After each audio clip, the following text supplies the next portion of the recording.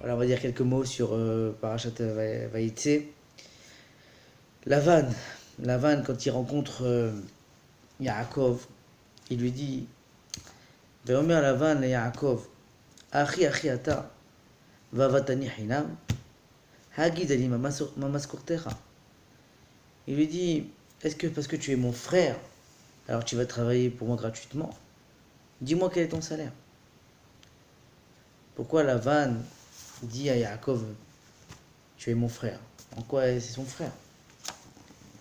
Alors, quand on voit les versets précédents, quand Yaakov rencontre Rachel et qui fait sa connaissance, il a écrit Vatarotz Vataged Leavia. Elle a couru et elle a été dire à son père.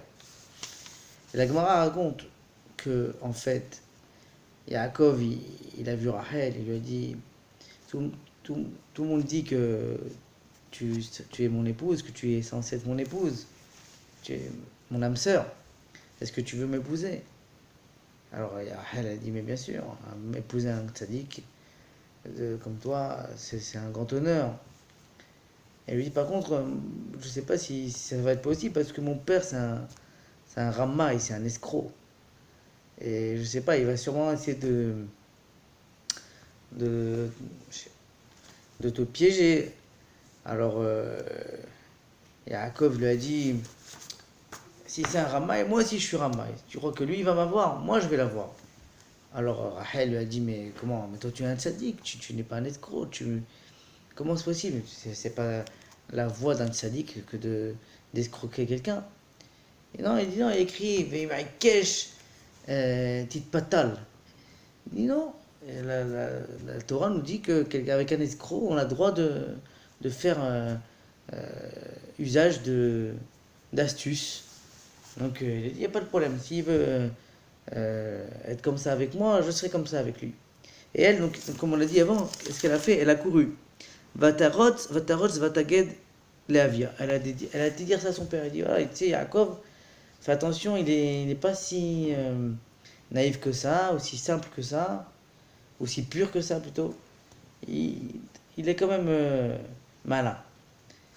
Alors, c'est pour ça que avant, après, il lui dit Achi Achiata. Est-ce que parce que tu es mon frère?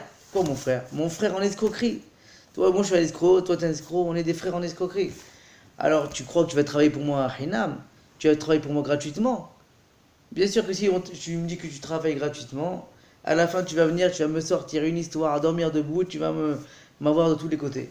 Donc, plutôt, dis-moi, Hagizadi Mamas Kortecha, dis-moi quel est ton salaire et qu'on en finisse. C'est ça, en fait, la cavale de ce verset. Achi Achiata. Est-ce que mon frère? Non, mon frère en escroquerie. Parce que Rachel l'avait mis en, en garde, quoi. Que Yaakov, finalement, il était quand même malin. Mais bon, on voit finalement que à la fin de la paracha, quand Yaakov veut quitter la vanne, il veut quitter la vanne et donc il lui dit donc quel est ton salaire, comment on se sépare, quel est l'arrangement. Alors il lui dit donne-moi à partir d'aujourd'hui, tous les moutons et béliers qui naîtront avec des taches et qui seront mouchetés ou qui seront de couleur marron, ils seront pour moi Yaakov. Et tout le reste c'est pour toi. Alors qu'est-ce qu'il a fait? Lavan il a dit ok pas de problème, il a séparé donc tous les moutons tachetés, mouchetés et marrons pour être sûr que tout ce qui va naître à présent ne vienne pas de ces moutons-là, ils viennent uniquement du troupeau blanc qui est resté. Et donc en faisant comme ça, il pensait qu'il allait être très appauvri, Yaakov, puisque s'il reste que des moutons blancs, il y aura a priori, d'après la génétique, que des moutons blancs qui vont en sortir. Et finalement, on voit que Akadosh Baruch Hu a fait des miracles et il y a eu beaucoup de naissances mouchetées et tachetées. Et pas seulement ça, c'est que Yaakov a essayé de faire une sorte de combine avec un bâton. Il a voulu faire un changement génétique pour provoquer ça. Et donc, il y a certains qui pensent que c'est grâce à ce trafic génétique que Yaakov a fait avec le bâton, vous lirez dans la paracha, qu'il a réussi à faire naître des moutons tachetés et des moutons marrons, alors que d'après les statistiques, il devait avoir que des moutons blancs. Mais en fait, cette vision-là, elle est un peu juste, enfin un peu pas assez complète, parce qu'en fait, le Midrash nous raconte que à chaque fois qu'il y avait des naissances et que Lavan voyait que il y avait quand même des moutons tachetés et marrons qui naissaient, il dit bon, on change de plan. Toi tu vas prendre les moutons noirs, toi tu vas prendre les moutons rayés. À chaque fois il changeait d'accord avec lui. Tout ça pour faire, soi-disant, faire perdre du gain à Yaakov. Même le Zohar nous dit qu'il utilisait de la sorcellerie. Donc tout ça pour nous dire que non, quoi qu'il arrive, c'est pas le bâton ou que le bâton que Yaakov a utilisé qui a permis à ce changement génétique qui l'a enrichi. Mais finalement, c'est la main d'Akadosh Baruch Hu qui a fait en sorte qui a fait des miracles, que les statistiques ont été déjouées pour qu'il y ait des naissances de moutons complètement différents du troupeau qui était déjà en place. Et ça, c'est aussi un message pour nous, pour dire que la parnassa, en fait, elle vient d'Akadosh Baruch Hu. Parce qu'on voit qu'avec ça, Yaakov, finalement, avec tous les essais et tous les accords déjoués de Lavan, et en fait, ils sont de plus en plus enrichis.